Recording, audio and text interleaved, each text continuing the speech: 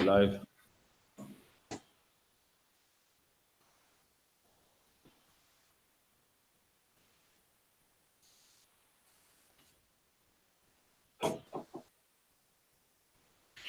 All right, Shalom. This is the I.S.U.P.K under commanding General Yahanna. As you know, in the UK, we teach classes 3 times a week: Monday, Wednesday, and Thursday, always at the same time, 7 o'clock till 9 o'clock. So in the UK, we have a school in the Birmingham area, which is the region of the West Midlands. Address is 394 Lodge Road, the postcode B18 5PW, man. And if you're in the UK and you want to learn who you are, you want to serve the Lord, you want to keep some commandments, then this is a place you need to be, man. Not your church, not your mosque, not your Pan-Africanism meeting. You know what I mean? You need to be here, man. In the church, you ain't gonna learn who you are. You ain't gonna learn to withstand the attacks of the white man. In the mosque, you ain't gonna learn how to serve God. You ain't gonna learn to withstand the attacks of the white man. But in the UPK, you will learn it, man. Right. You're gonna raise sons and daughters that love themselves, that serve God. You know what I mean? You're gonna get your wife in order. You're gonna get your family in order. And before them, you're gonna get yourself in order, man. Right. And you only learn it at one place, man. We've been in the church 400 years and we're out of order. It shows that they can't do it. Then what's next? We've been following Islam. They couldn't help us. We are still out of order. Ever since black people been following Islam, drug dealing went through the roof, man. God. Crack sales went on a sky high. It shows you that they don't have the answer. And it shows you that religion as a whole does not have the answer. So at the UPK, the classes in the UK, you first will have a Monday history class, which is done by Officer Karafia. And that's a powerful class where, you know, it goes into the history, a lot of English history also as well. You know what I mean? Stuff that many blacks and Hispanics in the UK don't know about in England, how many black people fought in World War One, World War Two. You know what I mean? How many black people, you know what I mean, how build this country, made the London Underground, which people love so much. So you learn that. Then on the Wednesday, we have a law class, which is done by Officer Dumgabar. You know, when you don't want to miss that, man. You know, it teaches the laws of the Bible, goes into the laws that we should keep, and gives us great understanding on those laws as well, man. Then the Thursday class is the scripture breakdown class, usually done by Captain Mashat Mayum, powerful class, man. And also, it's a class where if you've been reading the Bible all week and there's something you don't understand, it's where you bring it also as well. So in the UK, that's the schedule that we have. Then on the Saturday, we have the Sabbath class, where we read out of the law, first in the Hebrew, then we translate it into the English. So that's a schedule for the UK. Then in America, from 12 a.m., you have the classes starting from America. So you have the Brotherhood class, then you got the Wednesday law class, Thursday scripture breakdown class, then you got the Friday class, which is a language class. And again, you don't want to miss that. So that's the classes. Now we're gonna get into a cartoon that's been, I believe it's on YouTube, and it's a cartoon about a princess. And you know what? Basically, in a nutshell, what this cartoon is saying is that being black is ugly. That, you know, she's hiding her blackness because it's not nice. And the prince, he would hate her if he saw how she really looked. And of course, now this is a kids cartoon. And imagine how many black kids, imagine how many Israelite kids are going to watch this and what it's going to implant in their mind. And that's why at the UPK, you know what I mean? In these last days, you need to be with your kids more than ever, man. You know what I mean? There's no excuse. You should be raising your kids all the time. you should be with them every time.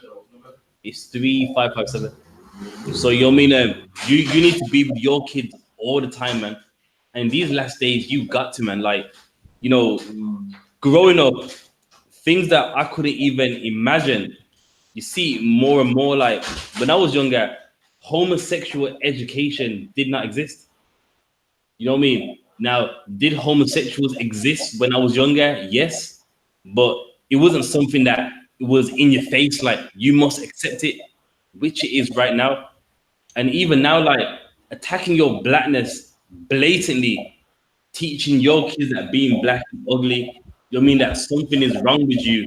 Now it's in your face again, where you know, if you're a father, if you're a mother, you need to be with your kids more than ever, man. And it's one thing to be with them, but you need to make sure they are taught in the Lord, man. They know who they are, and they know where they come from, and that they're serving the Lord. Otherwise, if not, they're gonna get washed away in the flood of this world, man. Like it says in the Bible, out of the dragon's mouth came a flood, man. And that flood is lies, Christianity, religion, and it's also, you know what I mean, you being black is ugly, homosexuality is acceptable, God loves everyone. And that's that flood that came out of that dragon's mouth where he taught you to accept everything. And as a UPK, that flood don't overcome us. That flood ain't washing us away. And that's something that we need to understand. So if you could, give me the first scripture. Give me Psalms 112 and 6.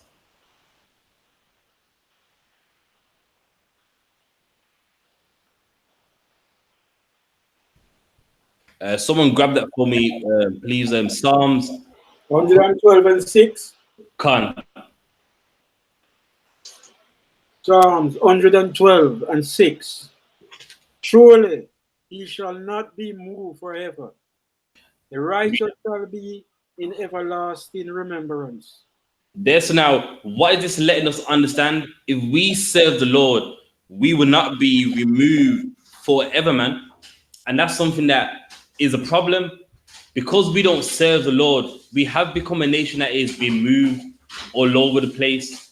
We get no, you know what I mean? We don't get anything. There's no fight for us. But if you serve the Lord, you won't be removed forever, man. A time's gonna come where you're gonna stand and fight. And because you serve the Lord, you're going to win, man. You ain't gonna be removed like what you see, which always happens to blacks and Hispanics. You know what I mean? Where now they're teaching you being black is ugly, man. Being black is a defect. And if you serve the Lord, your kids won't be removed. Read on. He shall not be afraid of evil tidings. His heart is fixed and trusting in the Lord. And imagine that if you serve the Lord, you won't be afraid of evil tidings. That means a report. So you're not gonna be scared. Like they're teaching being black is horrible. What am I gonna do? What am I gonna do for my kids? You serve the Lord. It don't matter what you see. It don't matter what happens. You're gonna serve the Lord, and you're going to win, black man. You're gonna win, Hispanic man, regardless of what cartoons are out there. You serve the Lord, you're the winner. And that's something that we need to understand, man. Regardless of what you see going on in these last days, regardless of, you know, the homosexual education, these cartoons teaching that being black is ugly, you won't be removed, man. Your kids, they're going to serve the Lord and win, man. Right. And overcome. Read on. His heart is established. He shall not be afraid until he see his desire upon his enemies. And therein, when you serve the Lord, you shall not be afraid until he see the desire upon his enemies. Who are our enemies? The white man, right, the Arabs, and man, you know what? Every nation. And if you serve the Lord, you're going to see the desire upon your enemies. And what's the desire of every black man? To have them in slavery, man, to rule over them. And you ain't going to be afraid. No cartoon's going to have you afraid about being black is ugly. You know what I mean? You're going to laugh at it. And do you want to know why? Because you serve the Lord. And you know that what you teach your kids, no cartoon can't get rid of that, man. No cartoon can't alter their mind. So if you could, let's run that cartoon. 1 second. I believe it's a cartoon online. It's not like on like a channel like, you know what I mean, like Nickelodeon or nothing like that.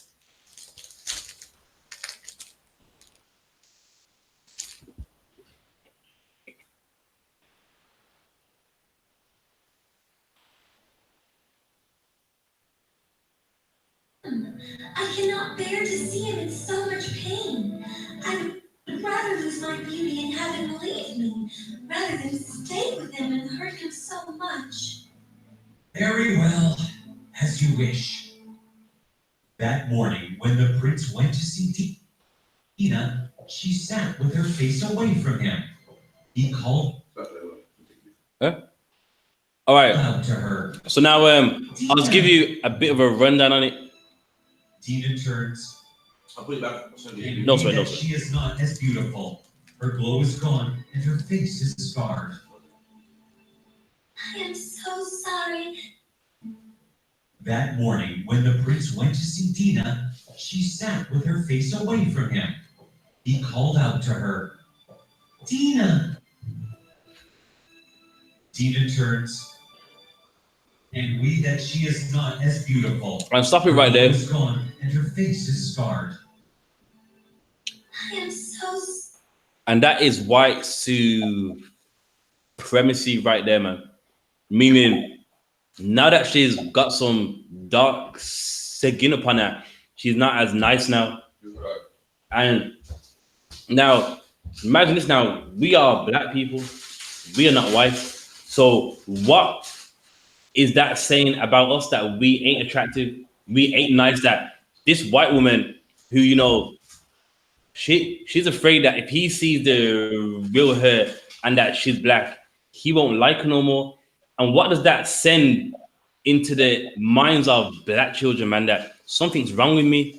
That really I'm not attractive. That something's, you mean that I'm not right? My natural skin, that there's something wrong with it, and in life, no one ain't gonna really love me. Got some. I'm gonna. What it says, she was white the day before, cursed upon her. Next thing she makes her unattractive. Is she black? Is that what I'm trying to say? And also too, it's like, huh? So again, Yeah. Let's run it back. In the beginning, she's white. I cannot bear to see him in so much pain. That's her. I would rather lose my beauty and have him leave me. I saw it there. So rather than stay so with him and imagine hurt that. him so So much. basically, then being white is beautiful, and you know, if he sees how I really look, he will leave me. So you know what I mean? Like, these are young, innocent kids right here, and from young, your kids are being taught being black is horrible, man. You know what I mean? They're taught that, you know, if you ain't white, then something's wrong with you, man. You ain't good looking, and that's what this cartoon is saying. And then now, the next shocking thing is it's allowed to be shown. It's not like someone sitting and goes, "But hang on, this is fairly racist. I don't think we should be showing this. This should not be made online for everyone to see." You know what I mean? So that shows how the white people that are up there, how they think about you, how that they're not thoughtful of you, man. And then yeah, everyone goes, you know what I mean? Gotcha.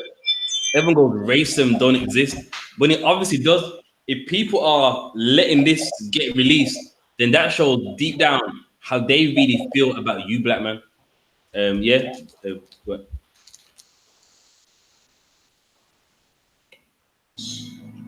Very well, as you wish. That morning, when the prince went to see Tina, she sat with her face away from him. He called out to her, Tina! Tina turns, and we that she is not as beautiful. Her glow is gone, and her face is scarred. I saw it there. I am so sorry. I was under a curse that if I spoke to my husband before I could let And look at that. What it say? Her face is scarred, meaning being black is some kind of affliction. Like your face is scarred, and that's Remember now, your sons, your daughters, they're gonna watch this, and then you're gonna wonder why they want that blonde weave. You're gonna wonder why they come home with some white man one day and you lose your mind. When from young, this is what they're being attacked with, man. What you see right here is called warfare, man. Right. I mean, when it comes to war, it's not always about guns and knives. This is mental warfare right here, man. If you're a black man, if you're a black woman, you need to be in your son's lives, your daughter's lives more than ever, man. Right. You mean, man, you mean you should be in the life anyway, but in these last days, more than ever, man. You mean you got the homosexuals running wild, a toilet that's gender neutral. I could never imagine that. So I mean, if you got your kids, you need to be in their life more than ever, man. Don't leave them. Don't get weak and leave them, man. You know what? I can't be bothered. You know what I mean? You stay with them till they're at an able age, man. And they are raised in the Lord. Because if they're not, you leave it in the hands of the white man. He's going to destroy them, man. He's gonna destroy their minds, have them turned inside out, man. Yeah, just run the rest. Like the torch with my son, I would lose my beauty. But I could not bear your pain any longer, and now I am ugly. At last, you have spoken to me. You love me so much that you gave up your beauty for me, Tina. You think I care? And look at that. And if she's saying now I'm ugly, meaning when like a kid watches that, they're like be looking like me, it's ugly, man. Having some dark skin, it's ugly, and no, it's not, man. Do you want to know who's ugly? The white man, man. Right. He's ugly. Do you want to know a fact? White people after 28, they go downhill, man. Start wrinkling up, getting all horrible. Right. You know what I mean? What's the saying? Black don't crack. You know what I mean? You can't even tell a black man's age. You think he's like 26. You know what I mean? He's even like 55, man, looking 26. And look at them, man. Once they reach 28, it's a wrap. That's why they even say white men ain't better than a white girl because white woman, 28 is a wrap, man. Wrinkles under the lip, ears start to drop, and there's nothing wrong with being black, man. A white girl, no sweat. Give me Songs of Solomon.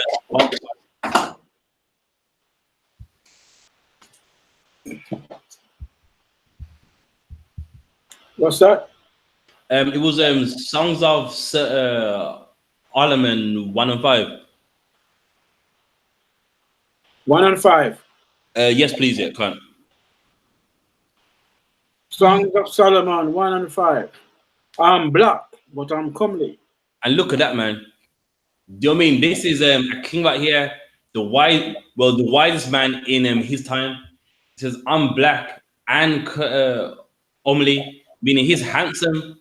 So there's nothing wrong with being black and good looking, man. Right. That cartoon right there, I don't know who made it. I don't know who directed it, but it's very obvious that they have a complex within themselves, man. I don't know if it's a man and his wife left him for a black man, or I don't know if it's a white woman whose husband left her for a black woman, but it's clear that whoever directed it, there's something that's wrong with them, man. They're insecure about themselves, and that's why when they have a chance to vent, they pull it in that cartoon right there, man. And that's what I love it is. A lot of these shows that you watch, the reason why they make the black person look so bad is because in their everyday life, they see how wonderful you are, man. Right. And they see you in the car with gold on you, dressing nice, and then because they're a director, what do they do? Because they can't make you look bad in real life. With the opportunity they have to make a cartoon, a film, they make you look dumb, they make you look stupid, they make you look weak. When in reality, you ain't none of those things, man. And that's what those directors do. Testing 1 2. You can't, we can hear Shalom, Yahweh, Shemi, Hawashai, Barakatha. Is in. Yeah. So, and that's what a lot of these directors do, because in real life they know they can't beat you up. They know you dress better than them. You look way much more better than them. In the world of directing, they get the chance to vent and make you look ugly, make you look weak, make you look dumb. When in reality, that's not what they see, man. They see you looking handsome, man. All the women surrounding you, all the women wanting to be with you. That black woman, they see you, man, looking all voluptuous. And then what? Then what do they have to do? Because in real life they can't match you. In their chance to direct a cartoon, you gotta be ugly. Because in real life they see you and they know that you are not ugly, man. Right. So from there, give me what's it? 2 Corinthians 10. No sweat. Just give me Ephesians 6 and 12.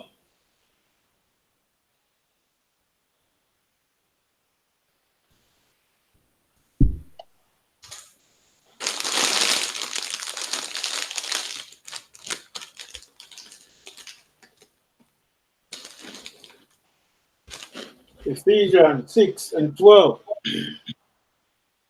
For we wrestle not against flesh and blood, but And against and that's something we need to understand. In this warfare, in this fight, we wrestle not against flesh and blood. Meaning it's not a physical fight. This fight is a fight for your mind, man. It's a fight for your soul. It's a fight against religion, man. Right. And these things ain't physical things.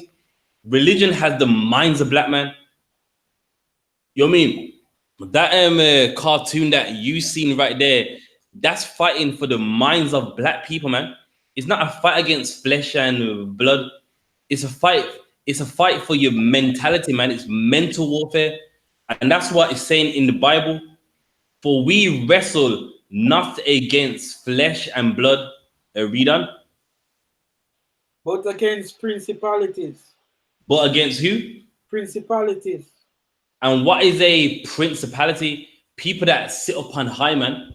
You fight against the powers that be, as people like to say. And that's what we fight against. The people that directed this cartoon, right? So I get the people that directed this cartoon right here. That is principalities, man. That's people on high that have the power to direct a cartoon and to make people watch it, man. And that's what you fight against, principalities. And your kids, they're fighting against it too. And if you don't raise them right, they're going to fall. They're going to lose in this war, man. Right. They're going to be victims in this war. Right. In their minds thinking, I'm ugly. My big nose, my big lips. You know what I mean? God cursed me.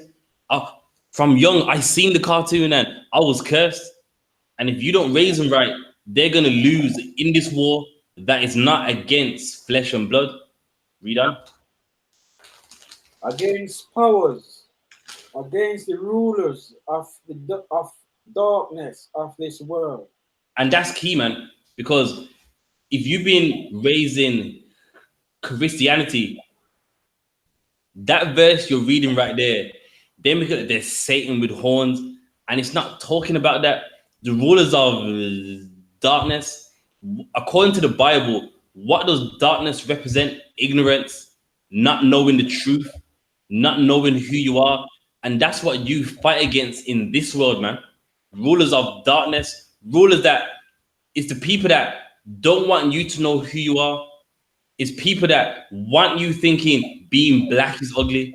It's people that want you to go join the mosque, want you to go join the church, man. And that's the rulers of darkness right there, man.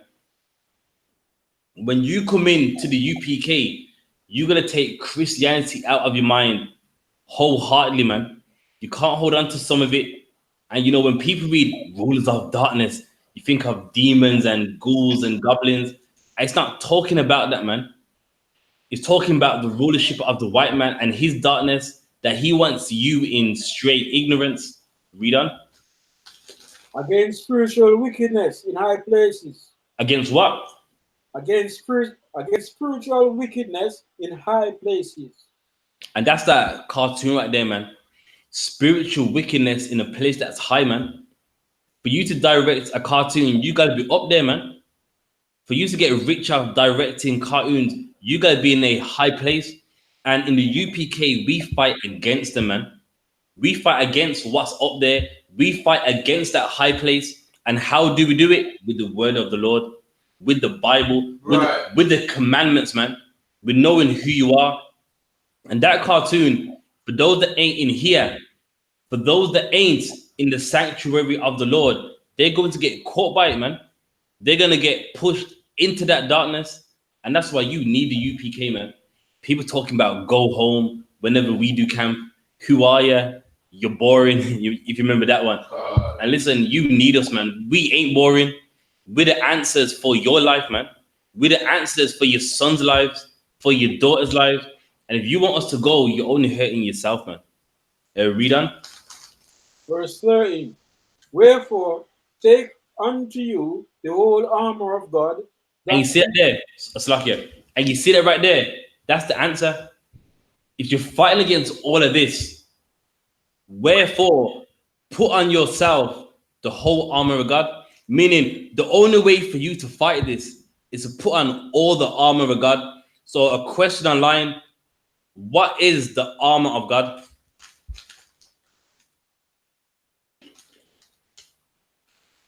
Bible. That's right. It's the Bible. It's the laws. It's the statutes. It's the commandments. And God's saying, if you want to fight against all of this, you got to put on the whole armor of God. Meaning what? Keep all these commandments. Not what you like to do. Not what suits you. You got to put on the whole armor of God. Why? Because this is war. But have in mind, what did it say in verse 10? We wrestle not against flesh and blood. So yes, you put on the whole armor, but it's not a physical armor. It's a spiritual armor, meaning all the laws of God. Have it in your spirit, to have it in your mind. And of course, whatever is in your mind, you will do it. And say, if you want to fight this war, you need to keep all these commandments. You need to stay with the Lord. Read on.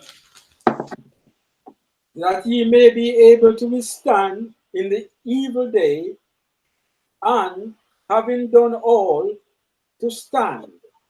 And there, that you may stand in the evil day. And what's the evil day? That cartoon that we just watched, man. Whenever the white man tries to push on you, homosexuality is fine, except LGBT. That there's a toilet now that a boy and a girl can use, man. You need to put on that whole armor that you can withstand this evil day, man. You know, I never knew that there'll be a day like this, man, since I came in the UPK. I didn't know that homosexuality will be shoved in your face that much until I came in the UPK, and I see it now, man. And if you want to serve the Lord, if you want to win, you need to put on that whole armor of God, that you will withstand that evil day, that you will fight against that evil day, or otherwise you're going to be taken away, man.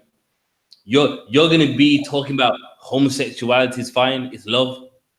You know what I mean? But if you're in here, you withstand the evil day and you say it's against the Lord. Right. You say that black is beautiful, Right. black is comely, Right. and the white man's the devil, man. That's right. And no matter what cartoon he has, it's not going to work, man. Nothing's gonna stop the saints of the Most High. And I'm gonna get it in the Bible next. Read on.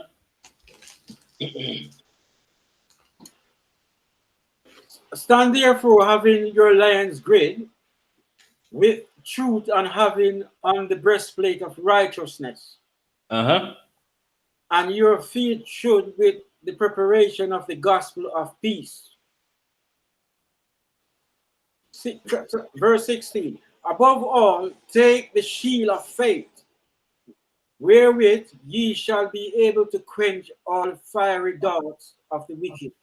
And imagine that he's talking about you need to have all of the armor, your feet shod. That's like an armor plate for your feet, meaning you gotta put on the whole armor. and above that, the yield of faith, meaning also you're gonna have these works. And if you do all that, you would withstand anything the devil, the white man, throws at you, man. No cartoon ain't worrying us.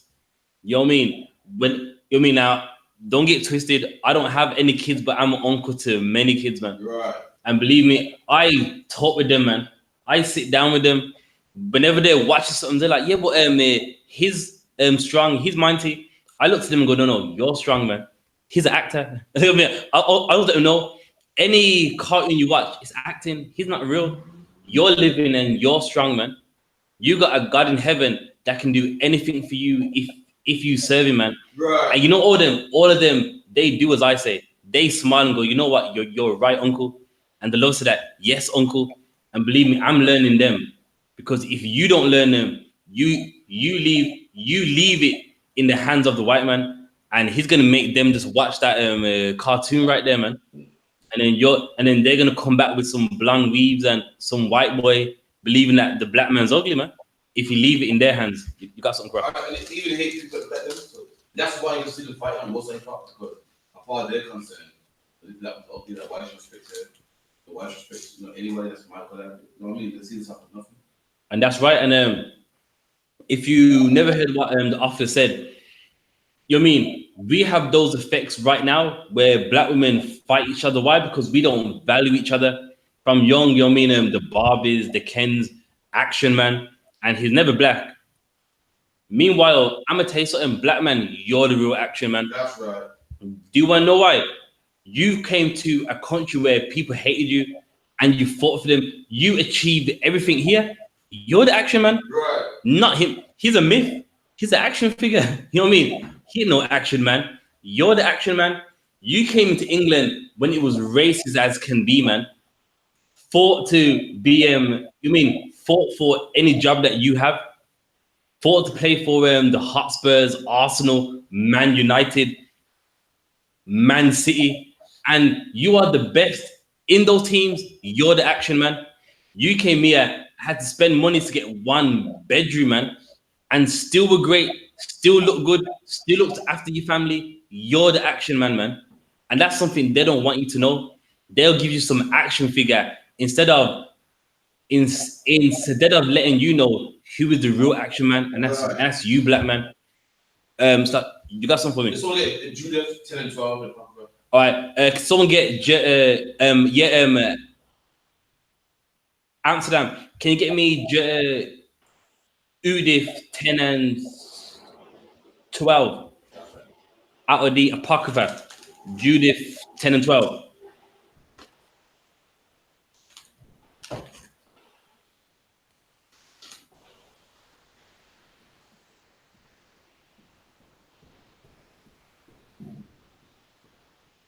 The book of Judith, chapter 10, verse 12.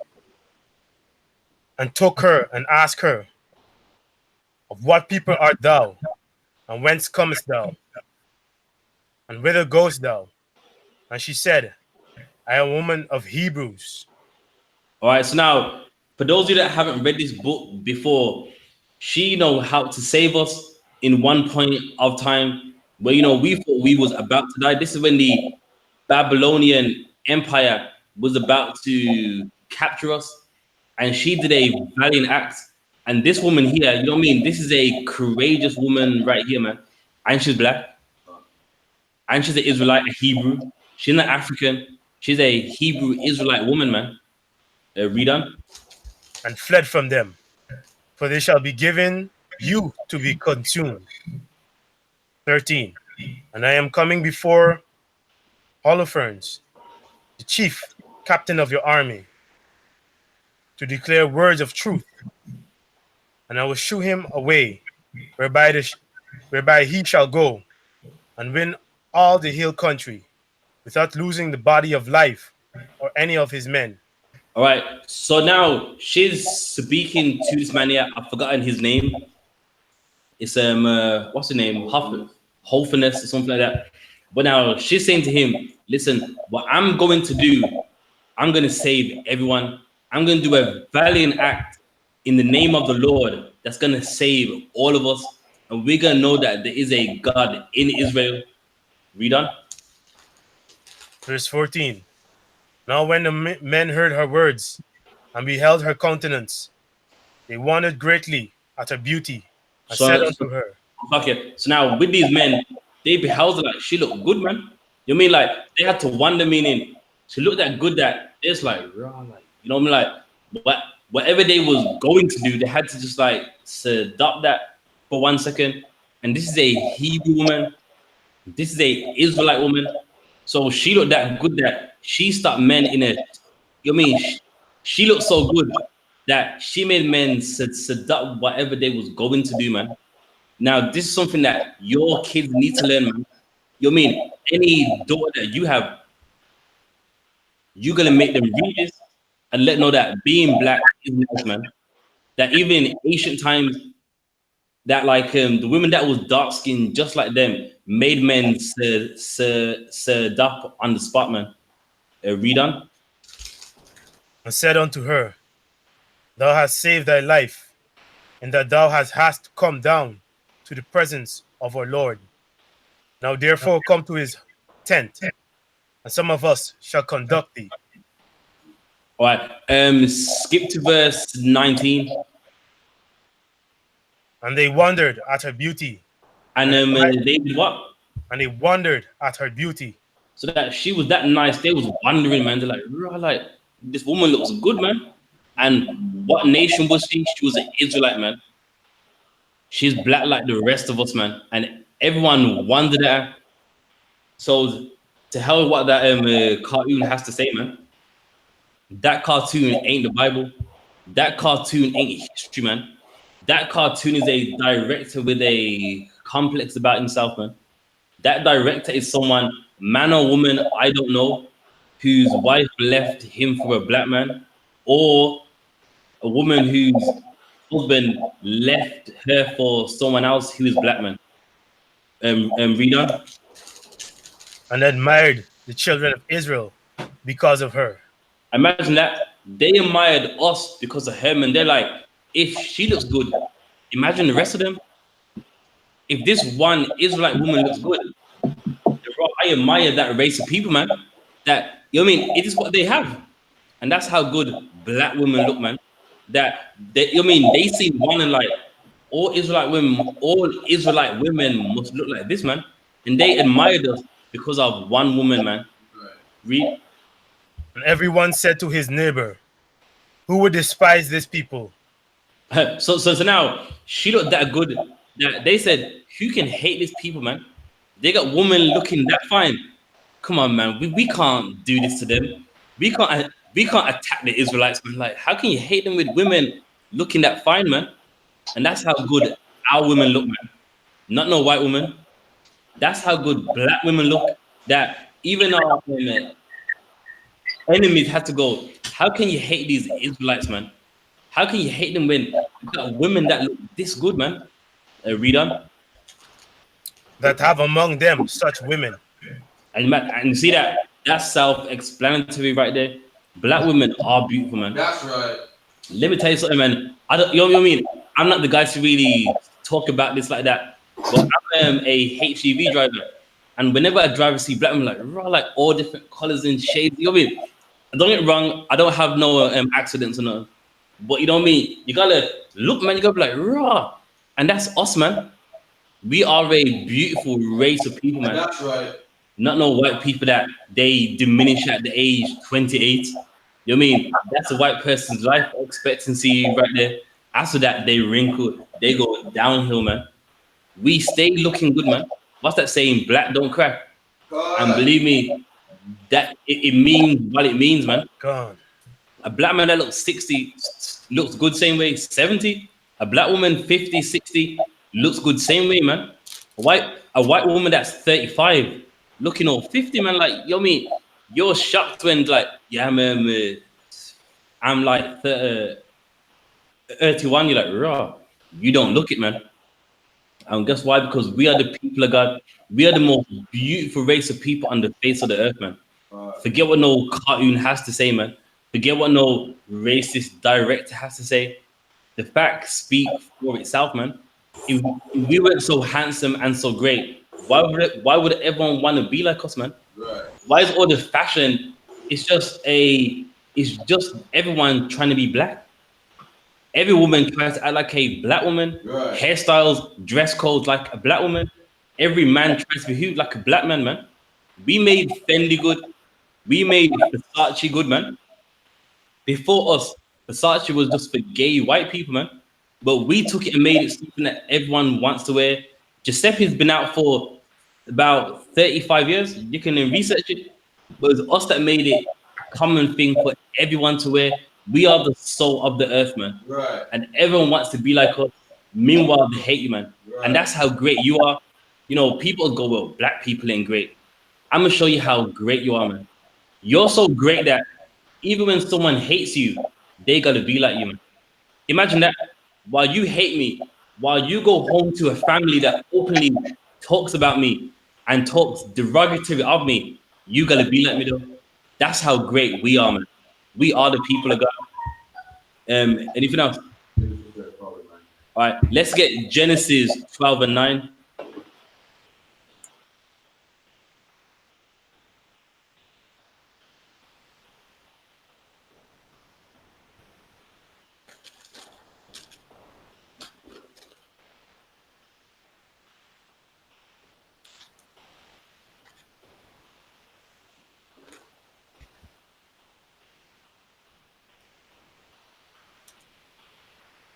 Genesis chapter 12, verse 9. And Abram journeyed, going on still toward the south. And there was a famine in the land. And Abram went down into Egypt to sojourn there. I got, yeah. So for those that haven't read this before, this is when Abraham, he left his land, so he went to the land of the Hittites and the Amorites. Then there was a famine in the land, so he went to the he went to the Egyptian land with his wife. Read on.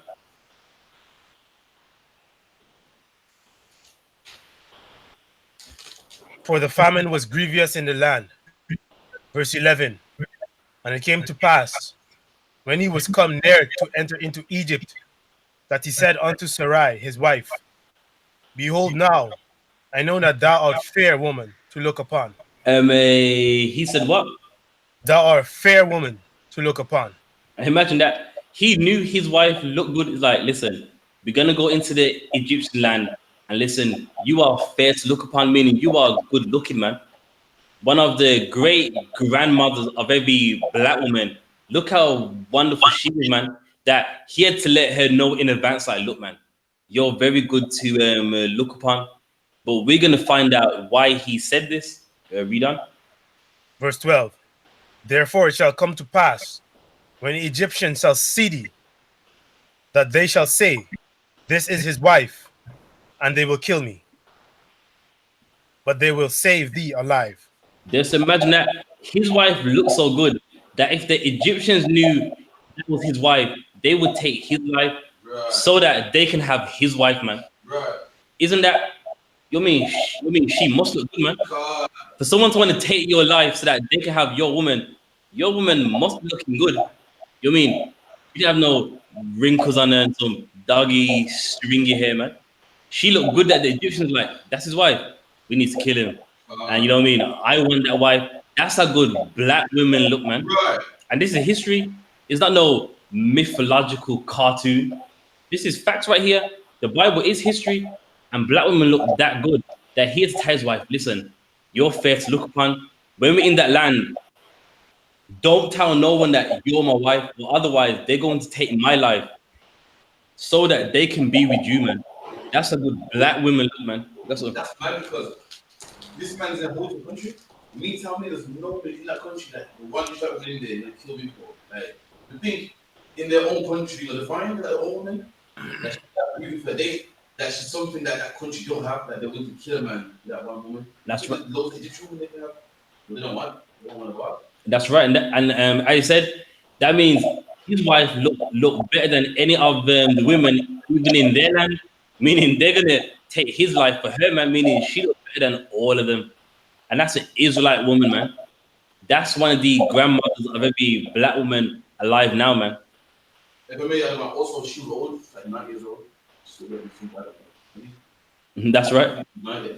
Yeah, that's right. Yeah. So, for those that haven't read this before, even at this time, she was aged. I believe the Bible says that she was 90 years old. And imagine that, even when you're 90, you look good same way, man. That people want to take your husband's life for you, man. Now you can't say that for white people. You give it about 28, they're finished, man. No, I believe you was with me. We was hanging out one time, and it was a white woman. She had, like to have that, but Earth Day cigar fun. And said that she was only 30. Believe me, she looked 46, man. You know me, like, bro, you don't look 30. And that's how white women, you know what I mean? That's how white people age, man. And she's 90, still looking good. He had to let her know in advance, listen, don't tell no one that you're my wife, but otherwise they're gonna take my life and they're going to save thee. Read on. Verse 13. Say, I pray thee, thou art my sister. So imagine that he had to lie and say that, you know what? Just say that you are my sister, because once they find out that you're my wife, they're going to take my life, man. You look so good that they're gonna take my life so that they can be with you, man. And that's how good black women look, man. That's how good Israelite women looked. So again, you mean you learn your daughters this, man? Because otherwise, if you don't, that cartoon's gonna be in their mind, man. That cartoon gonna, you know what I mean, stay in their mind till they become 16, 17, adults. And you're gonna wonder why they hate themselves.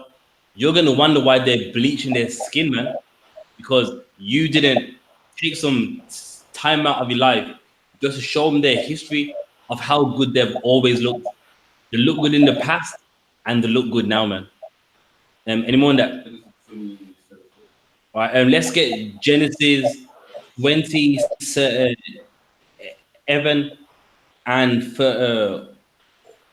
41.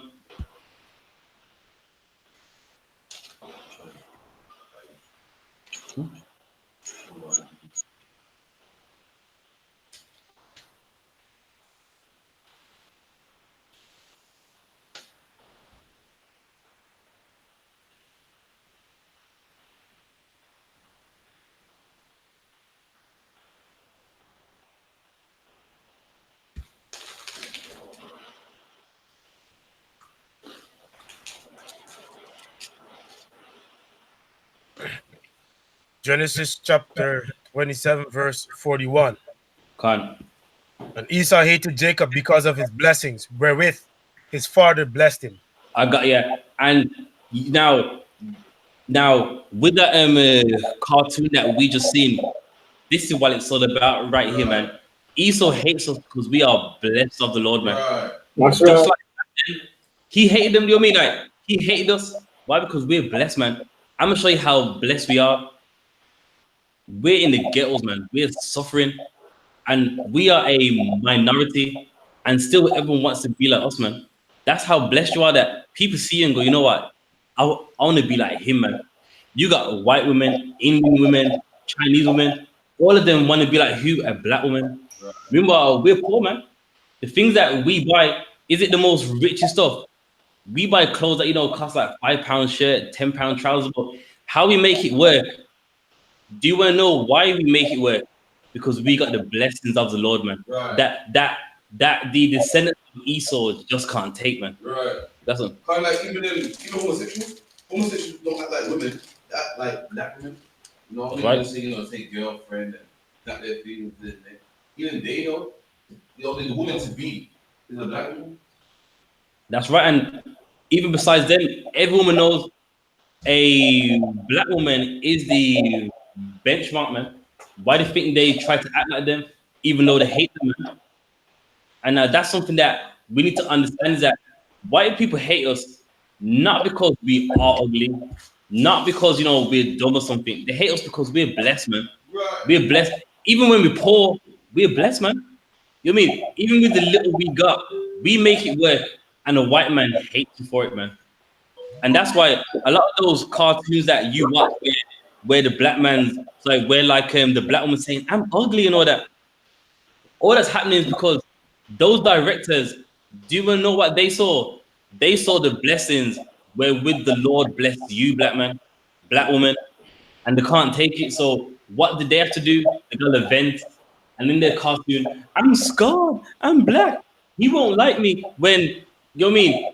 Now, once you switch that off, open your window, and what do you see? Black women dominating everything, man. Black women looking good, dressing good, and when they can't take it, man. And that's why white people hate you because you're blessed, man. Even when you're poor, even when you're suffering, you still show that God's with you, man. You still show people that you're blessed, man. You're poor buying things from like Primark, and you make it work, man. You know what I mean? White people need name brand clothes. You can buy a £5 shirt and rock it and make it look like it's Versace, man. Why? Because you're blessed of the Lord. And that's why white people hate you. And that's why even that cartoon that you seen, it's someone venting. It's someone that, they see black men go, what I mean? I shit horrible, man. You know what I mean? You know what I mean? I got no back. You know what I mean? No one looked at me twice. And then what did the guy do? Vent out in some cartoon, man. That's all what it is. Read that one more time. Verse 41. And Esau hated Jacob because of the blessings wherewith his father blessed him. And there, man, that's what it's all about, man. White people don't hate you because, you know what I mean, just because you're black. It's because you're blessed, man. Even when you don't see it, they see it, man. Even when everyone hates us with black, we're nothing. You're blessed, man. Have you seen a black man just walk out the car and just go in the shop? You sit and go, he's blessed, man. Had the music playing, nice clothes, how he walks in the shop, how he came out the shop. And you think a white man don't see that right there? And then he reflects on himself. He's like, I'm a loser, man. I could never be like that. You know what I mean? There's some things in life that no matter how rich you are, the money just can't buy it, man. And what the Lord bless you with, black man and the woman, money just can't buy, man. Right. Although they can buy houses, buy name brand clothes, they ain't got what you got. Right. And that's why they hate you. You got a blessing of the Lord which no money can buy, man. Read on.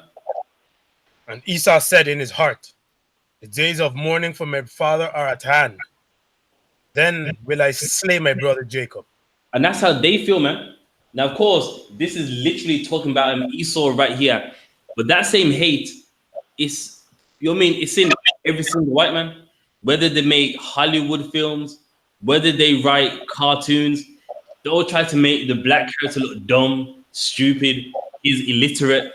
You mean they always try to make him look like, or they make him look like he just got a big mouth.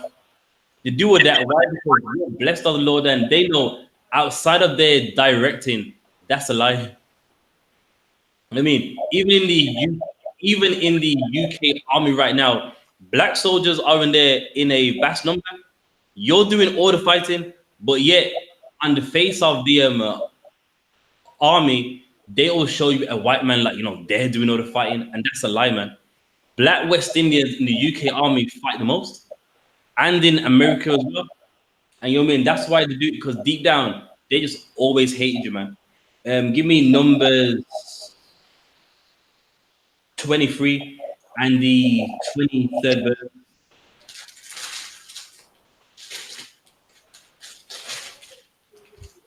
It's like Crappy, big 50. So we'll wipe my hand off with.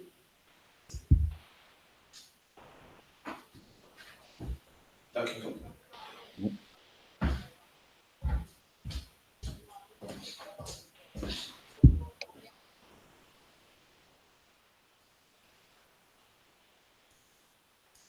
Numbers 23 and 23.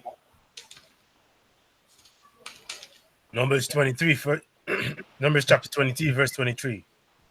Surely there is no enchantment against Jacob. And listen to what the Bible says, man. There's no enchantment against us, man. Who's Jacob? We are. And there's no enchantment. What is an enchantment? It's witchcraft, man. And that cartoon, that's an enchantment right there, man. Right. And there's no enchantment against Jacob, man. It don't matter what cartoon you put out there trying to make us look ugly, trying to, make our features look bad. There is no enchantment against Jacob. It just don't work, man. Your cartoon doesn't affect the whole world. You know what I mean? You're saying being black's ugly when once you switch it off and you open your window, everyone wants to be black, man. White women want to be black. Why do you think they get that injection in their lips? Right. Because they want to be black. Why do you think they get butt implants? Because they want to be black. Right. And that's why there's no enchantment against us. Because your cartoon, you mean, how long is that going to last for? Only like a few months before no one watches it ever again. Meanwhile, you know what I mean, in the past, the present, and even the time to even come, everyone's going to stay trying to be like us. And so that's why there's no enchantment against us, man. There's no witchcraft against us. Read on. Neither is there any divination against Israel. And that's another thing. There's no divination against us. That's just another word for witchcraft. So it was always in the Bible that no witchcraft ain't gonna harm us. No matter what mind games you try to play with us, you're going to lose, man. No matter what cartoons you try to make against us, you're going to lose, man. You mean when the Lord's with us, you are a loser. You ain't winning nothing, man. Right. And that's something that the white man just don't understand. Do you want to know what's wrong with white people? They believe in themselves. They believe, well, we're going to do this. We're going to do that. And it don't work like that, man. If you don't serve the Lord, you ain't winning nothing, man. And that's something that Esau can't understand. And the Lord's blessed us, man. The Lord's with us. Even in our ignorance, man, you always know who the Lord's with. Why is it? These people are the best at everything they do, man. Look at boxing, Cassius Clay, Mike Tyson, Sugar Ray Robinson, man. You mean he was in a time where they wouldn't even allow black people to even box? You mean, for those that don't know, Sugar Ray Robinson is where Muhammad Ali got his fighting style from.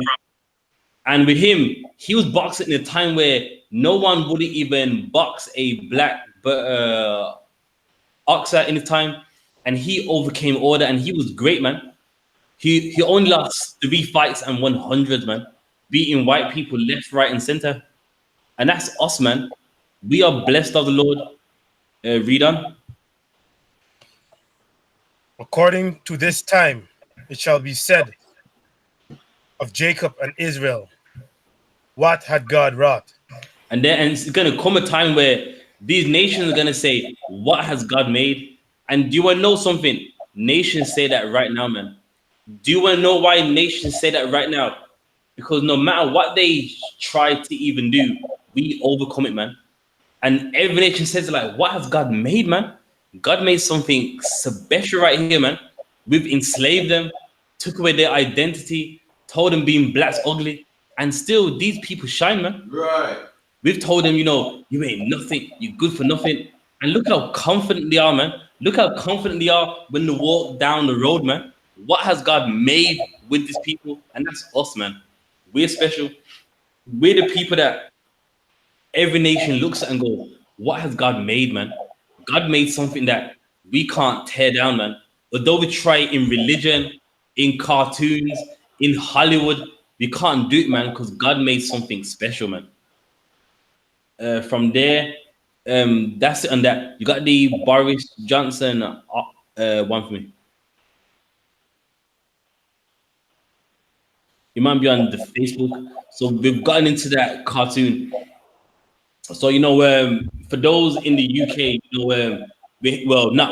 saying that the UK has a new MP. His name is Boris Johnson that looks like a tramp, you know what I mean? Where his hair's always messed up, wearing some horrible suit every time. And you know what I mean? What a lot of people don't know is that he lied to get into the position that he's in. No, it's on my, I think it's on my page. It's my personal one. So you know me now with this guy Boris Johnson already to get votes, he lied, and we're gonna get into it right now, man. Where for him to win the election, he blatantly lied. There you go. That's the one there.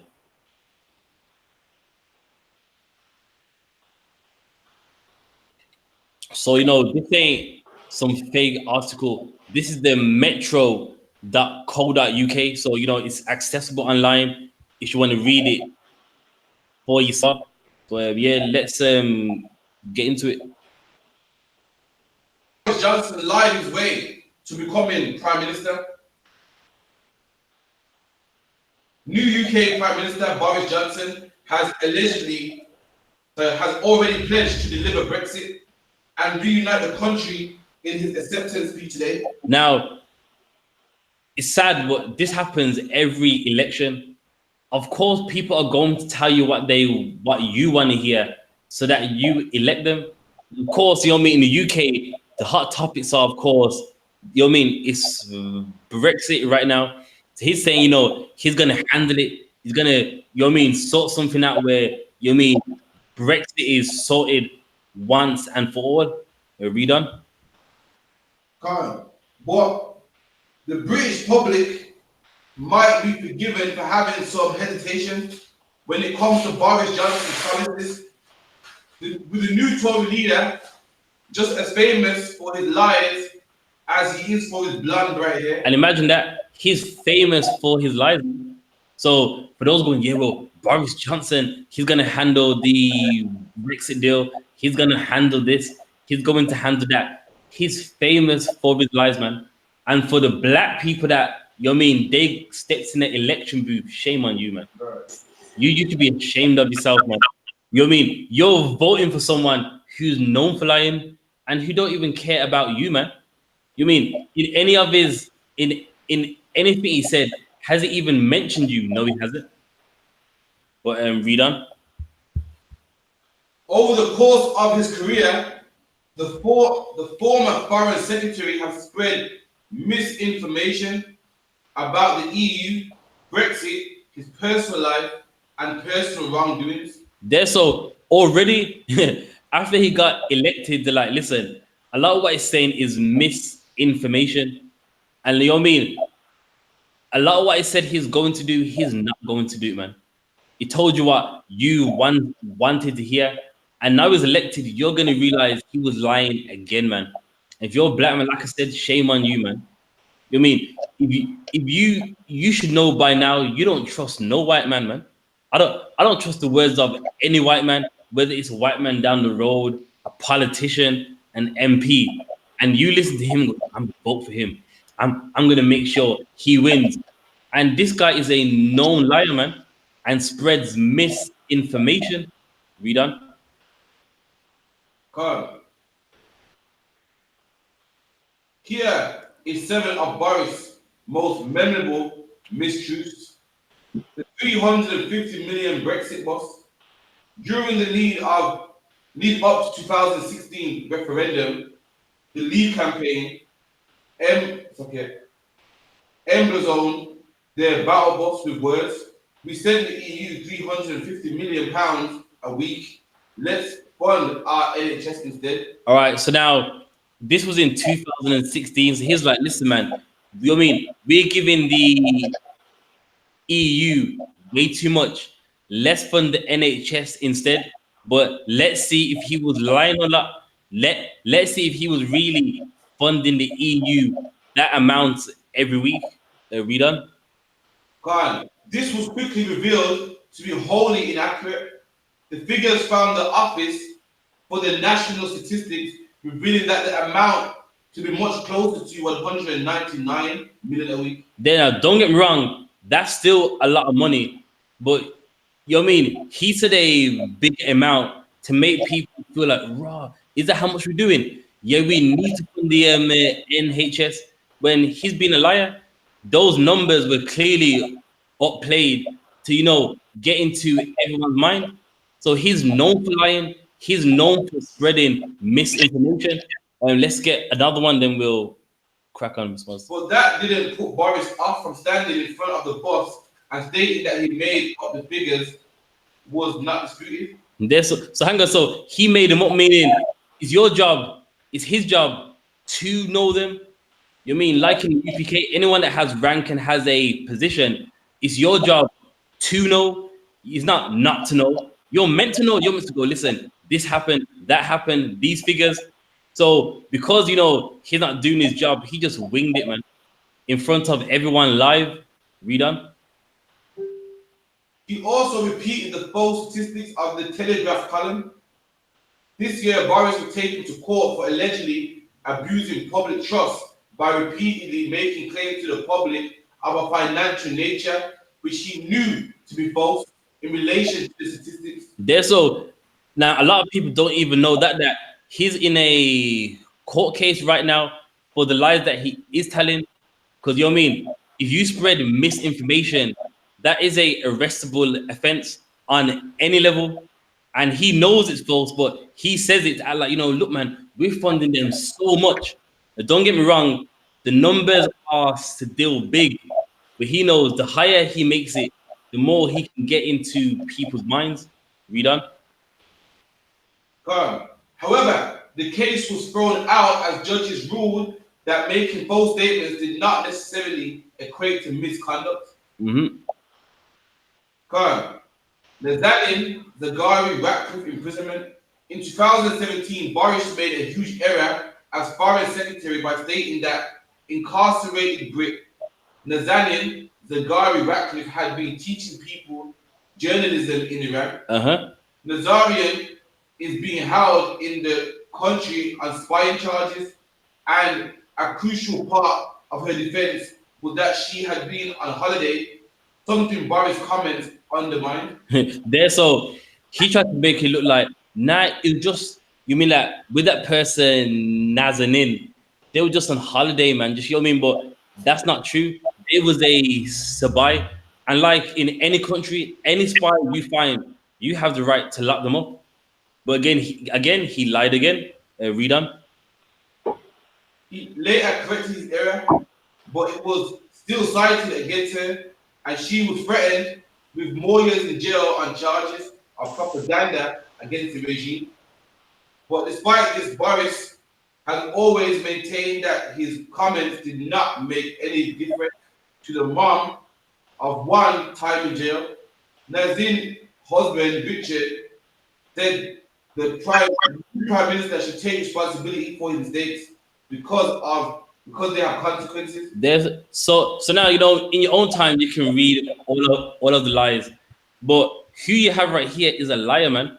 So anything he tells you he's going to do, if you're a black man, if you're a Hispanic man, you better keep it in mind he's not going to do it, man. Right. You know what I mean? Anything he tells you, he is not going to do it. From there, give me Hosea 11 and 12. We can't be following lies no more, man. You serve Christ. He's a king, and he tells no lies, man. Right. The king of the Jews, he's telling no lies, and then we want to follow heathens that have a habit of lying, man. Right. Just anything you want to hear. Well, yeah, we'll handle that. Blah blah. You know what I mean? You have a king in heaven, and he won't lie to you, man. If he says he's coming back, man. He says he's gonna save you from your enemies. That's what he's going to do, man. Give me that for me. Hosea 11 and 12. Got it. Khan. Yeah.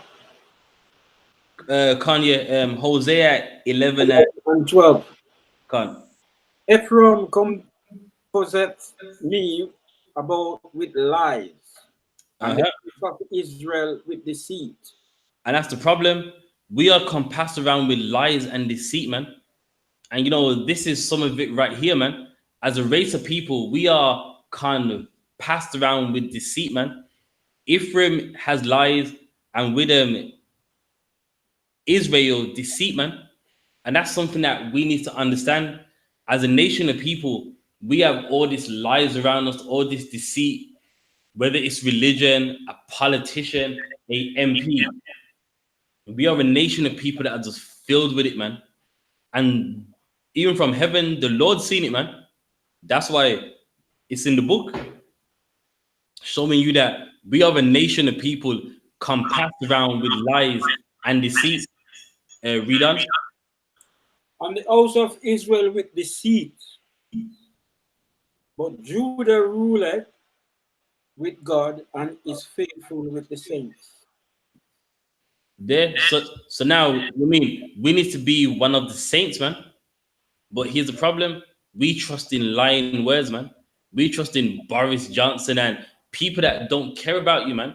People that ain't trying to help you, and then we look up to them. And when they're electing and saying what they're going to do, we really believe it. That that's the sad part, man. Give me Zephaniah 3 and the 13th verse.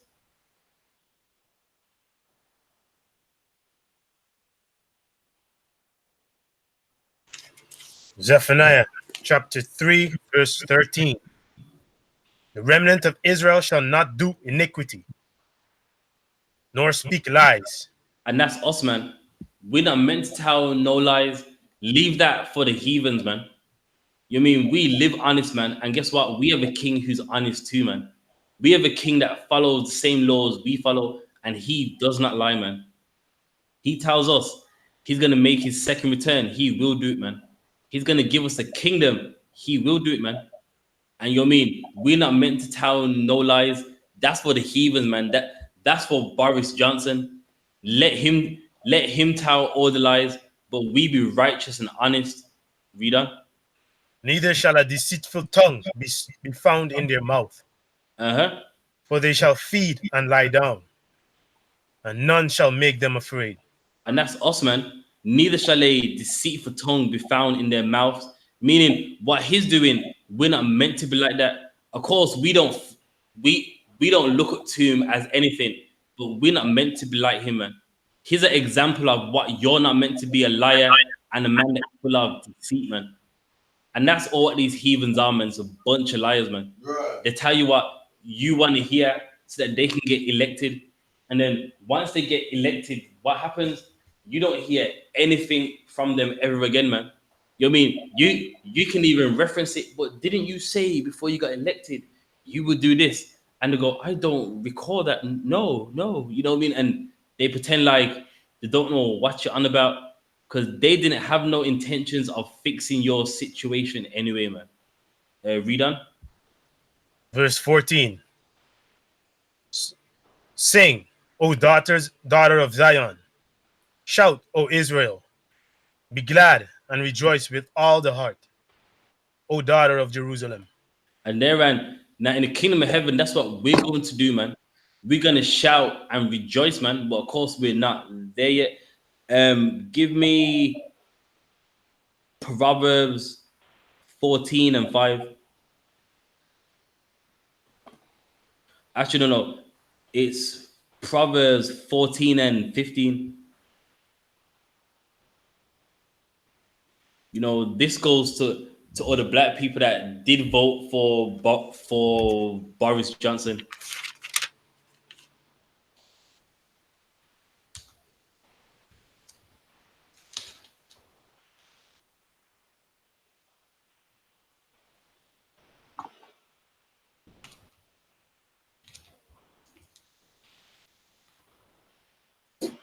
Got it, Amsterdam?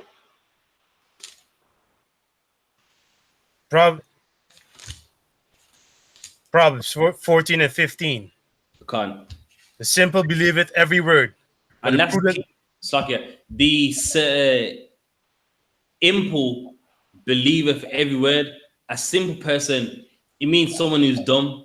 Someone who's dumb believeth every word, meaning they watch Boris Johnson talking. Yeah, man, I'm gonna fix this. And with Brexit and the fake amount that he made up, we're sending every week. The simple believeth every word. And that's the problem, man. If you don't get it now, when will you get it, man? You know what I mean? Who was it? Tony Blair, John Major, Theresa May, David Cameron, and the list goes on and on. And if you're a black man and you don't get it yet, when will you get it, man? When will you understand that politicians don't care about you, man? And they're all liars. Only thing is, his lies are more obvious, but all of them lie because they want your vote. And the Bible says that with the simple, they believe every word. Read on. But a prudent man looketh well to his going. There were a prudent man. That means a wise man. He looketh well, meaning he observes what you're saying. He thinks about it, man. He don't just take what you say on face value, like, well, yeah, he said he'll sort this out, he'll do this, he would do that. And that's the problem, man. We have become simple. And like people that are simple, what do? They believe every word. They go, well, look, that's what he said. You do know he can lie, right? You know, I'm saying, you know what I mean? You do know just because he said it doesn't mean he's really going to do it. And that's the problem, man. We become simple, just believing every word. But he said it on TV. There's witnesses, so he's gonna win and then what? Do none of it. And that's what it's always been, man. That's what it's always about. Slacky, 1 second.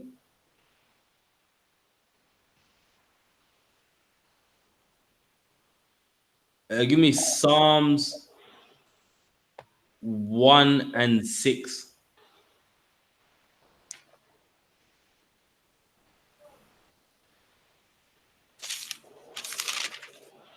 Psalms chapter 1, verse 6. For the Lord knoweth the way of the righteous, but the way of the ungodly shall perish. And that's something that we need to understand, man. Meaning the Lord knows the ways of the righteous, meaning the Lord knows what's going to happen to a righteous man. That's all it means. And that's something that blacks and Hispanics need to understand is that, you know, if you serve the Lord, you know what's going to happen to you. While as if you don't serve the Lord, you don't know, man. You could get shot, stabbed, car run you over, cancer, AIDS. But if you serve the Lord, you know what I mean, you know which way you're gonna go. You know how you're going to die. You know what's going to become of you, man. And the Lord knows the way of the righteous. And that's something we need to understand is wherever we are, we need to be righteous. We need to be serving the Lord, keeping his commandments, and not listening to liars, not occupying our mind to a bunch of liars, a people that ain't got the truth, a people that can't save you, man. Boris Johnson cannot save us, man. Just like John Major, just like Tony Blair, just like Theresa May, just like David Cameron or James Cameron, one of the two. You know what I mean? They can't save you, man. And but though you being righteous, that'll make your king want to save you, man. That'll make Christ come back and save you from your enemies. Read that one more time. Psalms chapter 1, verse 6. For the Lord knoweth the way of the righteous, but the way of the ungodly shall perish. And the people that don't serve God, they're going to get wiped out, man. So that's something that we need to understand. I got one more, the one that I sent you about the crime. Just yeah, I think it was via WhatsApp.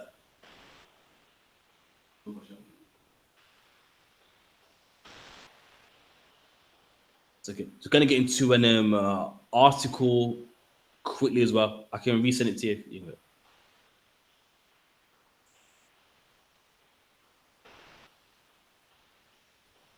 Yeah, just in the last bits of the class.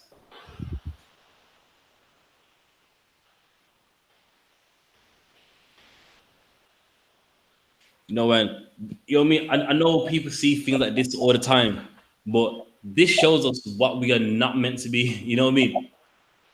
You know what I mean? Like a lot gets pushed around in the black man's mind now. We're gonna get into this. You know, what's in our mind being a thug, being a gangster, and it's not for you, man. You know what I mean? Listen, if you're watching this class and you sell drugs, you're thinking about robbing someone's house, give it up, man. You ain't no gangster, you ain't no thief, and you go in to get caught. Do you want to know why? Because the Lord wants you to get caught, man. God wants you to get locked up because that's not your role, man. You ain't no thief. You are a priest of the Lord, man. If you're a black man, if you're a Hispanic man, if you're a Native Indian man. So when we're gonna read this article right here, then we're gonna get into the Bible as well. You can screen share it though.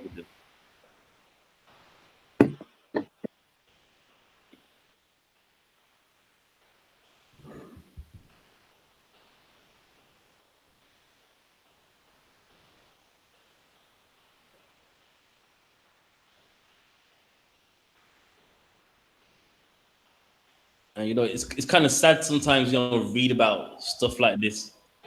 But like you're always gonna ask yourself, why is it always us? And it's because the Lord doesn't want you to do it, man. In the UK, there's white gangs, there's the Firm, there's the Essex Boys, there's the Robinsons, the Richardsons, and they do crime. They do exactly what these men do. Why don't they get locked up? Because the Lord ain't with them, man. The Lord's with you, and the Lord disapproves when you live that life of crime. And it's something that we need to understand, man. We're gonna drop that gangster, thug, all of that stuff because it's not working, man. A white man, he does crime, man. He's rich, owns nightclubs and all that. You do crime and get 10 years in prison off your first one. You got that. Vicious gang who stormed house and held knife to a baby's throat during robbery. And look at that, man. We're not meant to be like that. We're meant to be the example on the face of the earth. Babies to knives' throats, man. The sons of God putting putting knives to a baby's throat, man. Read on. Detective Constable Tom Simpson said this was truly sickening case. It's hard to imagine that anyone could stoop so low as into threatening a baby. There, so I'll give you just a bit of a background on it. They robbed the house, they put the baby to the knife, and they got the money. And then guess what? 1 hour driving away, they got caught, man. Wow, some criminals you are. You're getting caught an hour after doing the crime, man. Meanwhile, white people, they're rich from crimes they've done 20 years ago and got nightclubs and own nice houses and drive Range Rovers. So what does that let you know? We're not meant to do that, man. It's evident. If you don't believe me, just look, man. Look how much black people locked up doing 10 years, 15 years, 8 years for like a crime. Meanwhile, white people, they do crime. They sell drugs too. They rob houses too. But are they getting caught at the rate you are? No. Why? Because the Lord hates when you do it, black man. And that's the problem. Read on. A vicious gang who held a baby throat as they determined to code a safe during a home rush robbery have been jailed. Cousins Joshua Jordan and Malik Becknat were among 4 men that stormed the house in Coventry in June 2018. They have tied a woman to a chair, and men along Daniel McCain, 29 and 24-year-old Greg Crockett from Birmingham, searched the house, and when they discovered a safe inside the kitchen cupboard, one of the group held a craft knife to a 10-month-old baby. So now they went in the home, found the safe. Of course, they don't know the code for the safe, so they held the knife to the baby's throat. So obviously get them to open the safe. And like here's the thing, I read lots of books and I've read books on white UK gangsters, and they write it in a book and they're not being locked up. They've done the same thing. They've done bank robberies. You know what I mean? Robbed like right from the airport and the docks. Loads of rich merchandise, sold it. They've done lots of crimes, and they get to write about it in a book 20 years on, man. You mean? And what happens? We do one crime and we get caught 1 hour after. We shows that you ain't meant to be no criminal. If you're a black man, listen, throw that knife away, man. Put that gun away, flush them drugs, man, and come into the I.S.U.P.K and serve the Lord. Be what you're meant to be, not what the white man wants you to be, man, because you're not good at it. You're getting locked up 1 hour after the crime. You know what I mean? You're robbing shops and getting caught half an hour later, man. It shows you that it's not for you. The Lord disapproves of that lifestyle that we are living, man. Read on.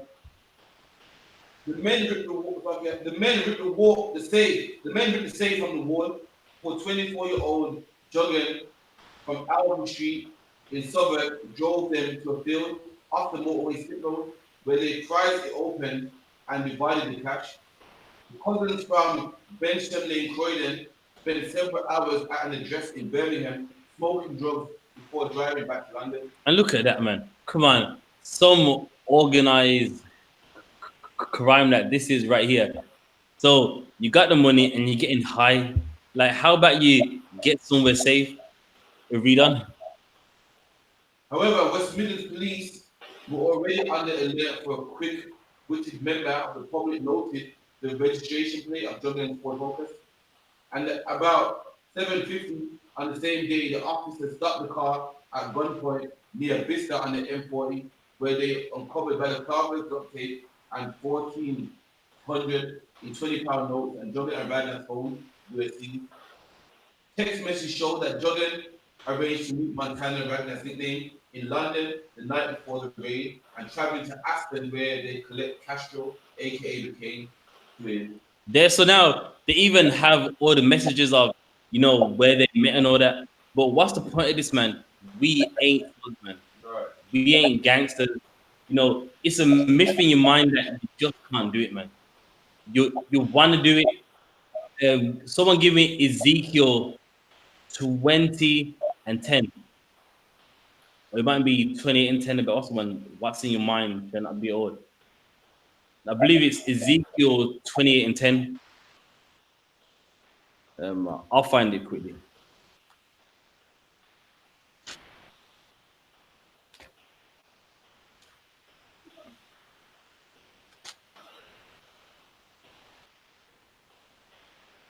One second. Ezekiel second 28.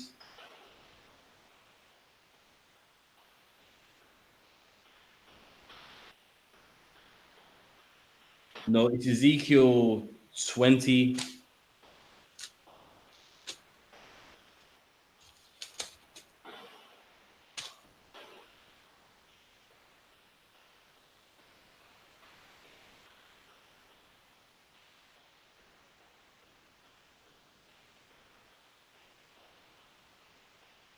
Well, is it? No? I'm quickly looking for it. Ezekiel 20.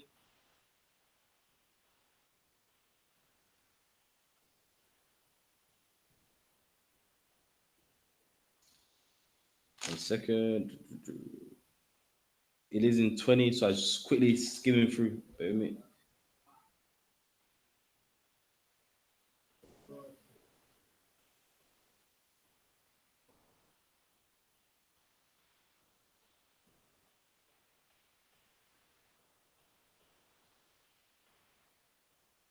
Ezekiel 20 and my bad.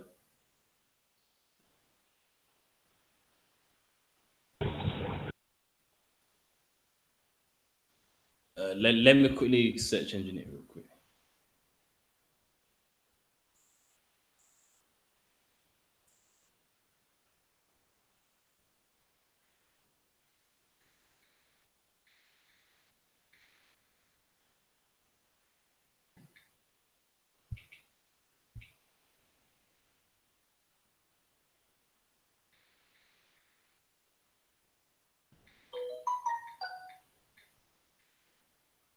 All right, that was coming. Yeah, it's Ezekiel 20th chapter and the 32nd verse.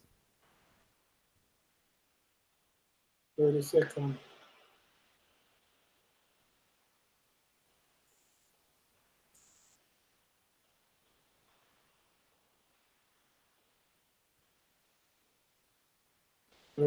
Verse. Khan, that's right. Ezekiel 20th, 32nd verse. And that which cometh into your mind shall not be at all. And that's key, man. That which cometh into your mind shall not be at all. Meaning, what is the point that the Lord is trying to make? Meaning, what you want to do is not going to happen, man. What comes into your mind shall not be at all. Meaning, in your mind, there's things that you want to do, there's expectations of yourself, and if you ain't serving the Lord, it shall not be at all. Meaning, it's not going to happen. And we're going to find out what is in every black man's mind, what is in every Hispanic man's mind. Read on. That ye say, we will be as the heathen. We will be as the what? We as ye say, we will be as the heathen. And that's in our mind, man, that we will be as the heathen. What's the heathen? The Gentiles, man. And that's in our mind. You're like, people act like being a gangster is a black thing. And no, it's not, man. It's a heathen thing, man. Right. You're in the UK.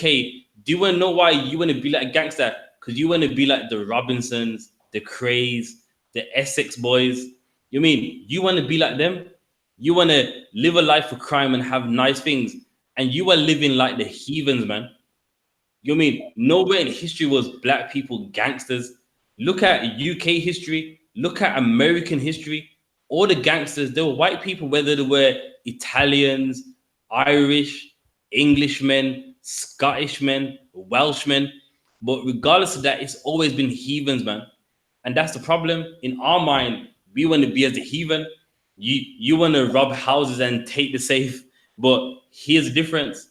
The white man, he robs the house, takes the safe, and gets to live happily ever after. You take the safe, you get locked up 1 hour later. That's the difference, man. Why? Because God's saying, what's in your mind shall not be at all. That you want to be like the heathens, man. And that's something we don't understand.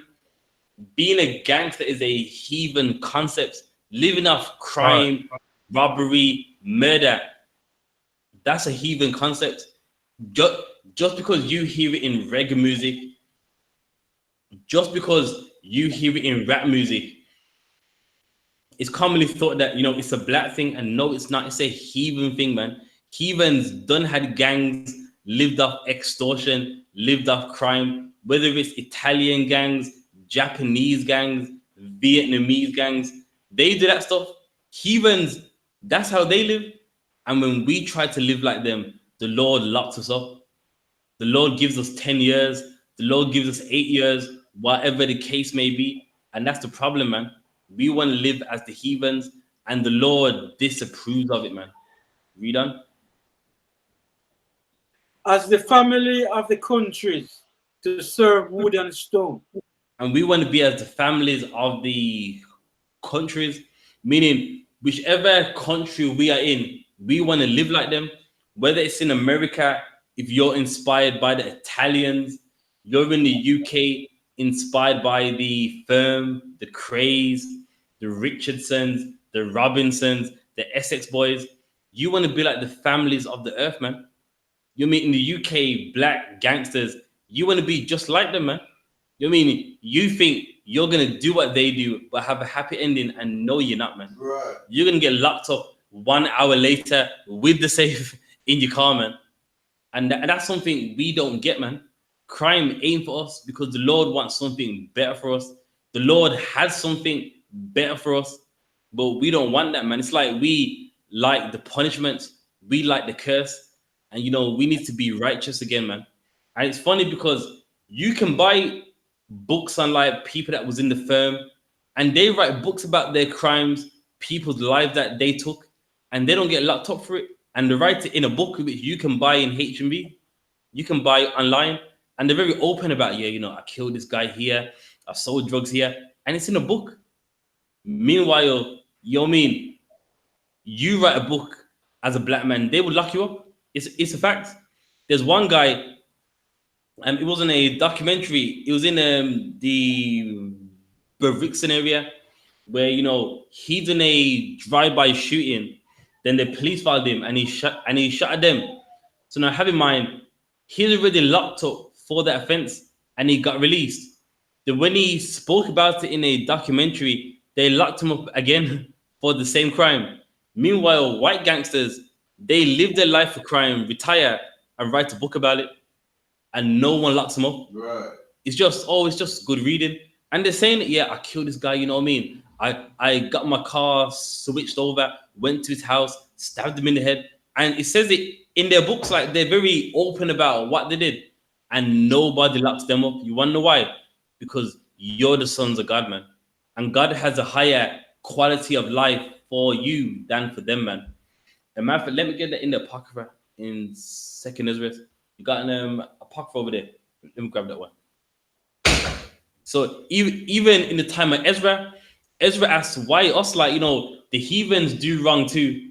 You know what I mean? So what we're talking about right here, a man of God, he experienced it too, and he had questions for the Lord, and the Lord answered him even back then. 1 second.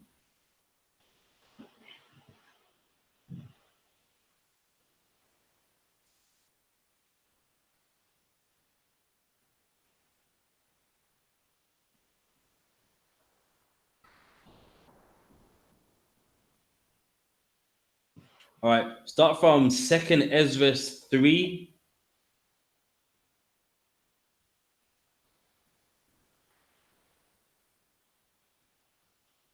And verse 26.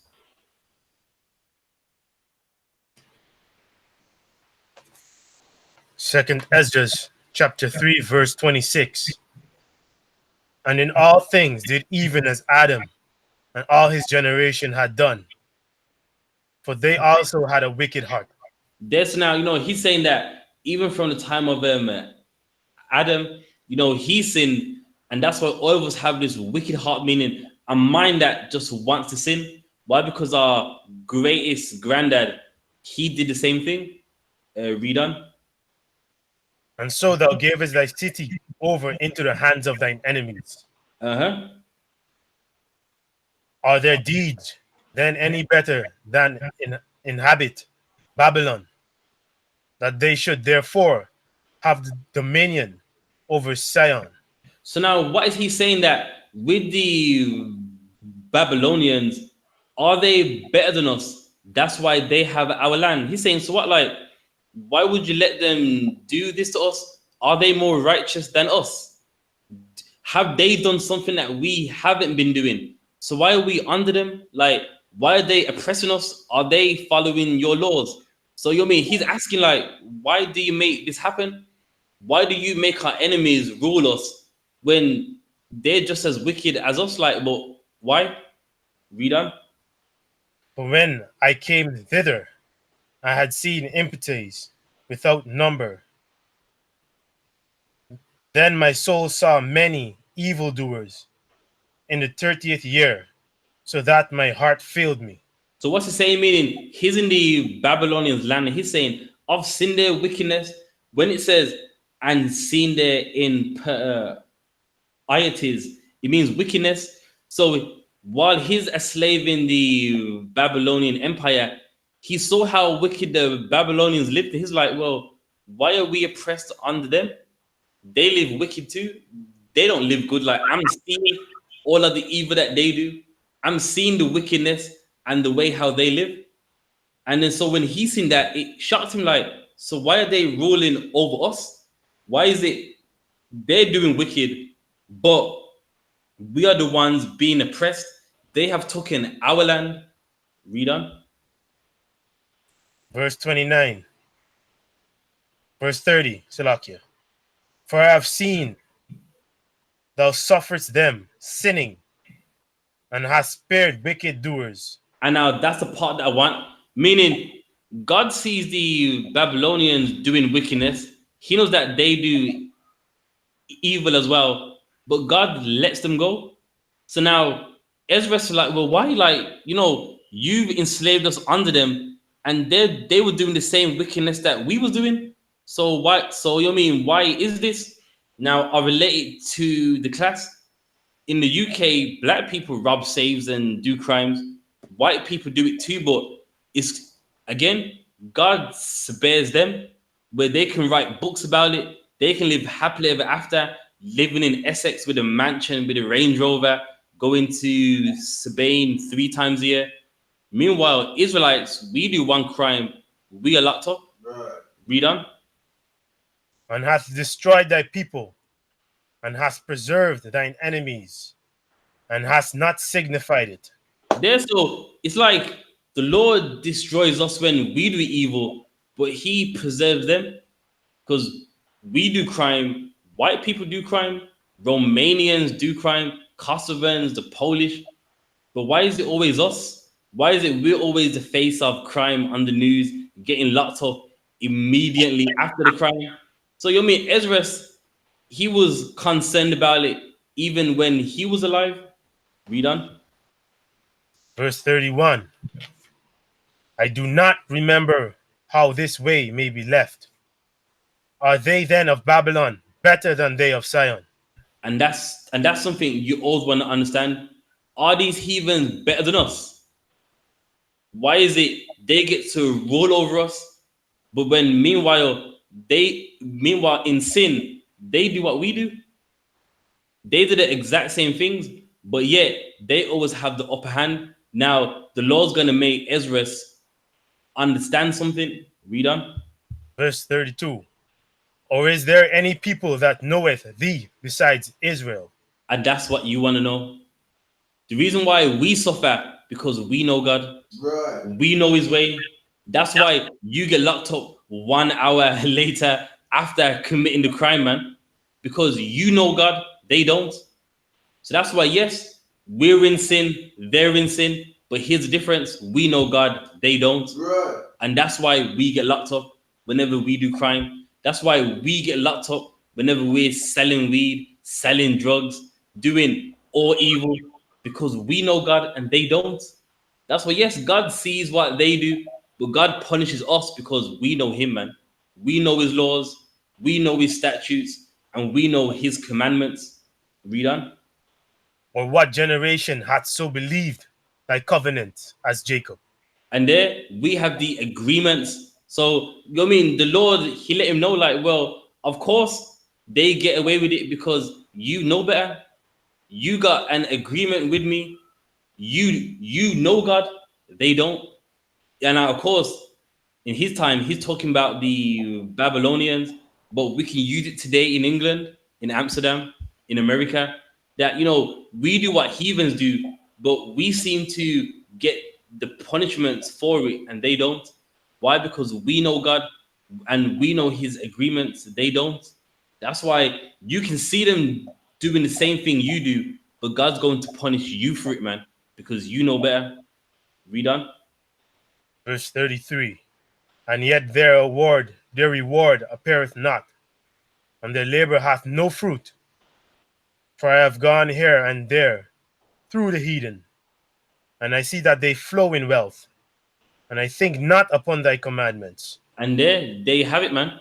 We are the people of God, meaning He saw the heathens, how they lived, and they don't think about the commandments of God. Why? Because they're not the people of God. You know what I mean? They weren't given the laws of God. That's why God doesn't punish them, because they don't know God.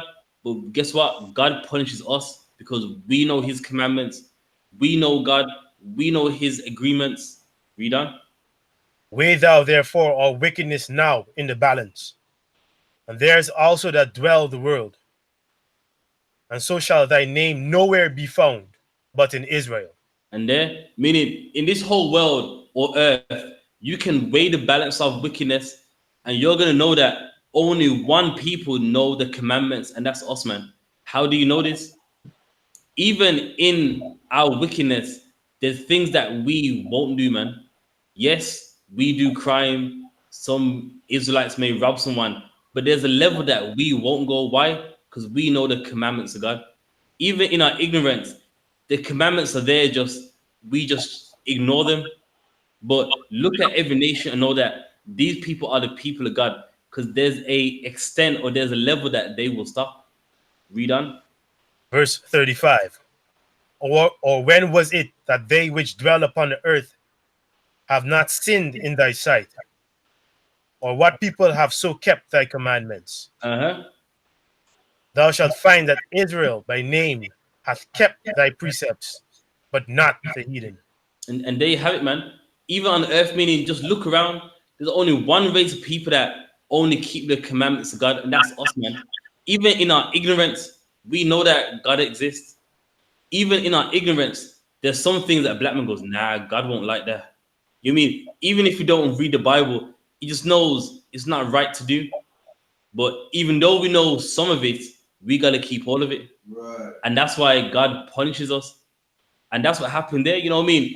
Even though we lived amongst the Babylonians, we were still doing wrong. Saying, look, it's evident that we have some of you, while as heathens don't have nothing of you, man. Heathens don't keep no commandments, but yet God punishes us because we should know better. And that's what it's all about. Give me Amos 3 and 1.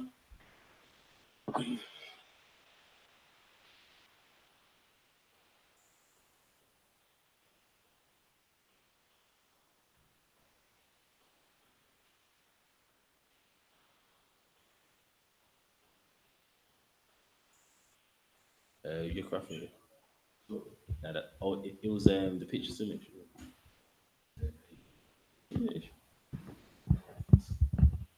Yes. Got it? Amos 3 and 1. 3 and 1. Con. Hear this word that the Lord has spoken against you, O children of Israel. And that's the word that the Lord speaketh against you, O house of Israel. Meaning the Lord's word is directed to one race of people. And that's why whenever we do crime, we get afflicted because we should know better. Right. Why? Because he only speaks with you.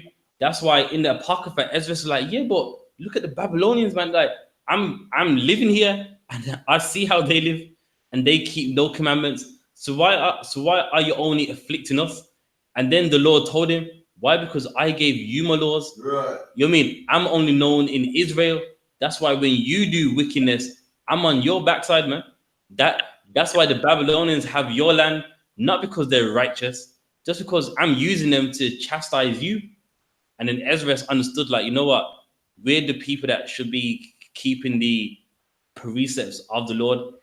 Like in Amos 3 and 1, hear this word which I speak against you, O house of Israel. Meaning, there's one family, one race of people. They should know better. Read on.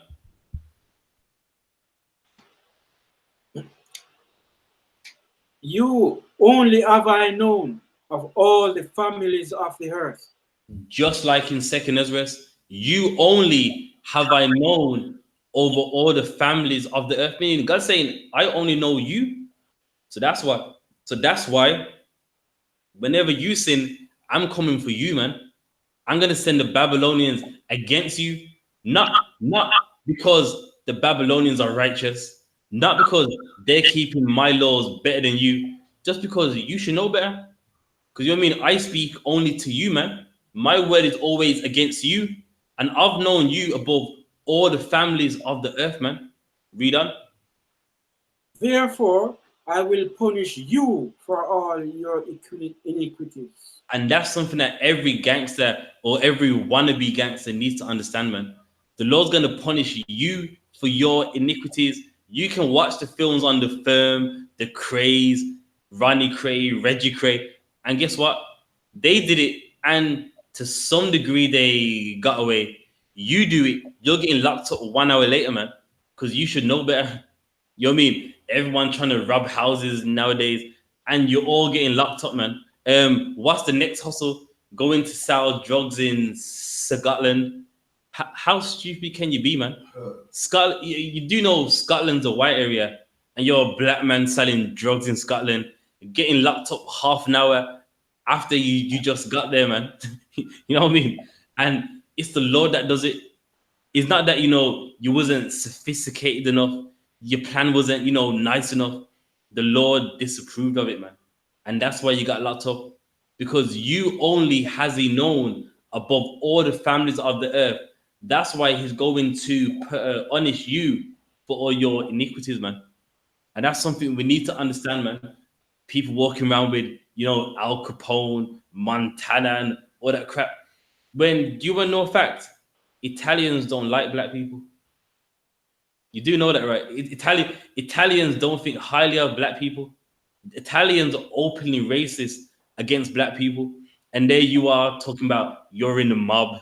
You know what I mean? What a concept of black mob and black mafia when the mafia don't like black people. You know what I mean? And the mafia use black people as associates. That's what they call them. So if you wasn't in the mob, you was a associate, meaning you was someone they would use. And once they use you, they will take your life, man. They will shoot you in the head. And you know what I mean? If you think I'm lying, look it up. Italians don't like black people, man. Then what's next? You want to be like the Essex boys. When Essex boys don't like black people, Right. the Crays don't like black people. And there you are, trying to believe in you're some East London gangster. When you know what I mean, in those times, that was after World War II. And after World War II, white people were racist. The Crays, what's the names? Ronnie and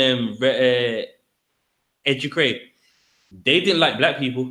They were racist. They wanted black people back in the Caribbean, man. You mean the Essex boys, the Robinsons, the Richardsons, no black people they was in their gangs. And there you are trying to be like them in your suit and tie, man. Listen, you don't know what you're doing, man. Read on. Can two walk together except they be agreed? And then that's what the Lord said, man. Like, can I walk with you except we be agreed?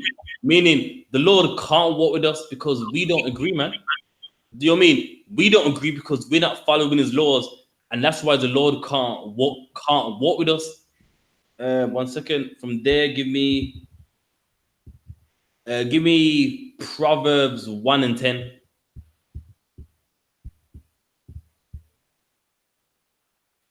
Because this Bible talks about everything, even gangs. In Proverbs 1 and 10, it's gonna even talk about these gangs that we see today, right now. Proverbs chapter 1, verse 10. All thy works shall praise thee, O Lord, and thy saints shall bless thee. 1 second. Let me get there. Sorry, Salakia. Oh, okay, no, sorry.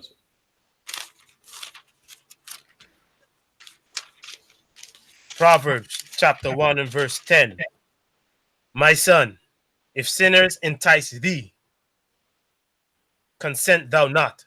There, so is letting know if a sinner entice thee, consent thou not, meaning say no, man. He's like, you know what? Let's rob that house, man. They got a safe with like 10 grand in there. Consent thou not.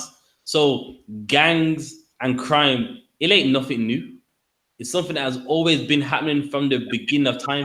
The difference is God doesn't want you doing it, black man. Right. God don't want you be no gangster. God don't want you be no thug or no criminal, man. Read on. If they say, come with us, let us lay wait for blood. Let us lurk privily for the innocent without cause. And isn't that what these gangs say? Come with us, man. We're gonna rob that person. He's innocent, but listen, man, he's got a nice gold chain on him, man. They got that nice car. Let us lie and wait for him. And this is gangs right here, man. And the Bible saying, consent thou not. Say no. Say la'ah. Don't go with them. Don't do what they tell you to do. Read on. Verse 12. Let us swallow them up alive as the grave and whole, as those that go down into the pit. Uh-huh. We shall find all precious substance. We shall find what? All precious substance. And that's what they say, man. It's that safe from the article that we read, man. We're gonna find all manner of money, man, all gold, all kind of diamonds. And that's what they say when they rob people, man. Like, yo, listen, man, we do that. We're gonna have money, man. Like in the article that we read, they got the safe and what they split it between them. And you know what I mean? This is in the Bible right here, man, where they find all precious substance. Read on. We shall fill our houses with spoil. Uh-huh. Verse 14. Cast in thy lot among us. Let us all have one purse. Meaning, whatever he finds, you bring that too, man. You got some scheme on how to rob someone. Bring that in too, man, and we'll have one purse, man. All of us, we're going to be making money. And you know what's funny? Like, you know, no crime is good, but white crimes make lots of money. Black crimes make work money that if you work hard for 1 month, you can make it. You know what I mean? You're risking your life for money that you could work for. Like, okay, from the article that we read, how much was found in the car? 1,400,000. How much people make that in a month? So, you know, like, you're putting your life on the line for money that you could work for. And that's how we live, man. Like, you know, we're gonna have one purse, you get me on your scheme, and we're gonna make money. And the truth is, you ain't even making money, man. Read on. Verse 15. My son, walk not thou in the way with them. What did the Bible say? Walk thou not in the way with them. And that's it, man. Your kids too, man. You gotta learn them. Don't walk in the way with them. When you see people talking about crime and money and some get rich scheme, don't walk in the way with them, man. They don't serve God, man. They're supposed to, but they're not doing it. And as you know, the Lord, anything we do wrong, we pay for it, man. And how do you know? You do a crime and get locked up 1 hour later. Meanwhile, white gangsters get to write books about their crime and make money from their crime in a book, and people buy that book. And you do the same crimes they do and get locked up 1 hour later, half an hour later. There's people that have robbed shops, and the police caught them half an hour later, man, with with with the guns and the balaclavas in the car, man. Which shows you what, you ain't meant to be no criminal, man. The Lord ain't with you when you do crime, but He's with them because they do the crimes, retire, own a nightclub, and live happily ever after. Why? Because we should know better. Read on. Refrain thy foot from their path. Uh-huh. Verse 16. For their feet run to evil and make haste to shed blood. And that's the problem, man. Their feet run to evil and haste to shed blood, man. And if you take part with them, you're going to get locked up with them too, man. It's as simple as that. If you want to make your son stop doing something wrong, just be honest. Like, look, man, they're idiots. And if you do it, you're an idiot too, man. They're going to get locked up. You're going to get locked up with them. In crime for black people, there's no happy ending, man. Simple as. Read on. Surely in vain the net is spread in the sight of any bird. And that's key, man. Meaning you're putting your life in a snare, in a trap. And that's what you do when you do crime, man. Like, for instance, if a bird seen a net, common sense is gonna go, well, I don't want to get caught. When you do crime, you're putting yourself in a net, man. You're allowing yourself to get caught in that net, and that's what the Bible is saying right here, man. So that's the class. Has anyone got any questions before we close out?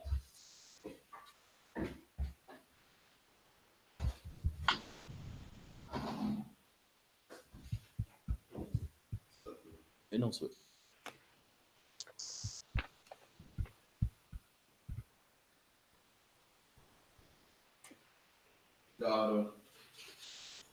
All right, those of them if we get to that. We're the I.S.U.P.K started out of 1 West, 125th Street, Harlem, New York, under commanding General Yohanna. Rule for a new brother and sister. When a new brother or sister comes into the school, they are off limits for 6 months. They are to be saluted only. They are here to shed themselves of the world. If they need transportation, the teacher will arrange it. After 6 months, if a brother or sister has an interest in a particular person, he or she must get permission from the head to speak to a brother or sister. There's another 6 months in which the brother and sister will call each other. After this 6 month period, the brother and sister will get permission from the head to marry. Tithes, which is the commandment, Numbers 18:21, Malachi 3:8-10, means 10 for the Hebrew, Ma'ashra, 10% of every penny of anything the Lord gives you. Give to the Treasury Department or the teacher. Priest fund, not mandatory. Whatsoever amount you like to give. Upcoming holy convocations, the Feast of Trumpets, the date for the September the 28th. September the 28th. Or I can check the bulletin board in the hallway and check all I.S.U.P.K social media. If anyone wants to wear trooper in school, start wearing all black boots, shirt, pants, headscarf or headband, With that, I Imadian, versus East, and the Lord's Prayer.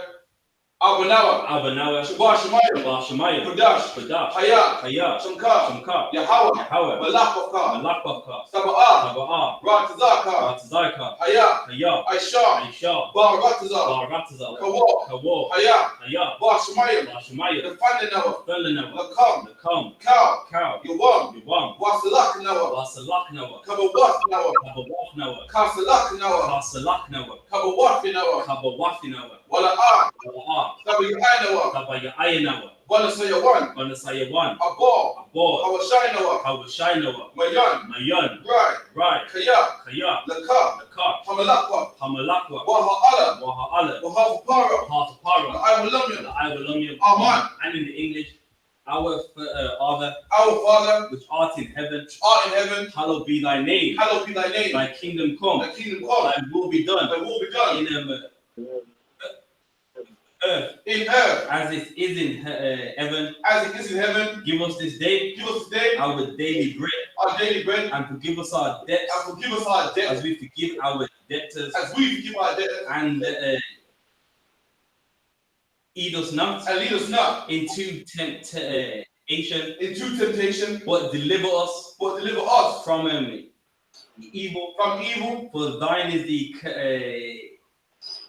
kingdom, and the power, and the glory, forever. So be it.